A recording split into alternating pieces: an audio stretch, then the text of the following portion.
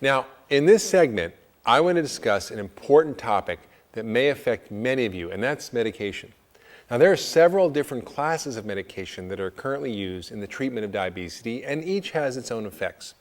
Most patients who follow this program may need less and less medication, and many may get off medication completely.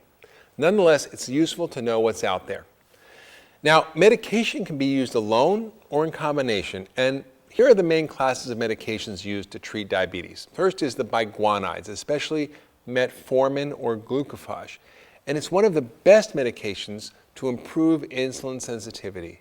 Now, it's really the only medication I ever recommend for diabetes. It's well tolerated, it's been around for a long time, it's been well studied, and it helps lower blood sugar by improving your cell's response to insulin.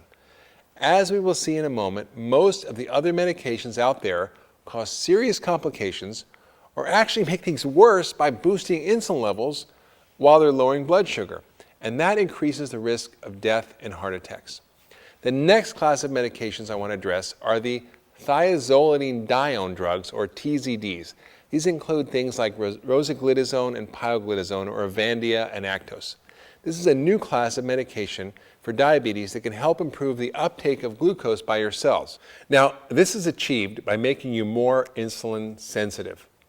These drugs also reduce inflammation, and they can help improve metabolism, and there are known side effects, including weight gain and liver damage.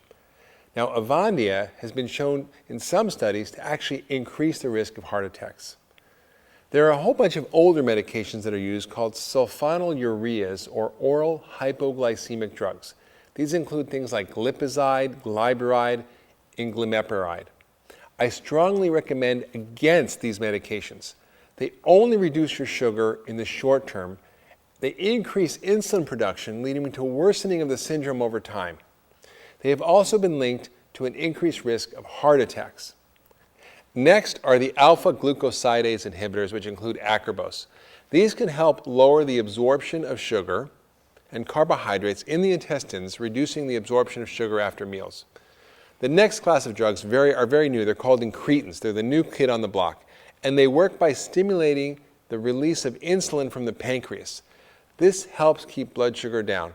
But over 58% of those who take it experience nausea, and 22% have vomiting. Not a very fun way to lower your blood sugar. What's worse, long-term studies are not available to adequately assess the risks. Now, this may surprise some of you, but insulin is the last resort after all other measures have failed. Often, taking insulin leads to a slippery slope of weight gain, higher cholesterol, and higher blood pressure. Many patients have been able to come off insulin entirely if they're treated early and aggressively with lifestyle and supplements.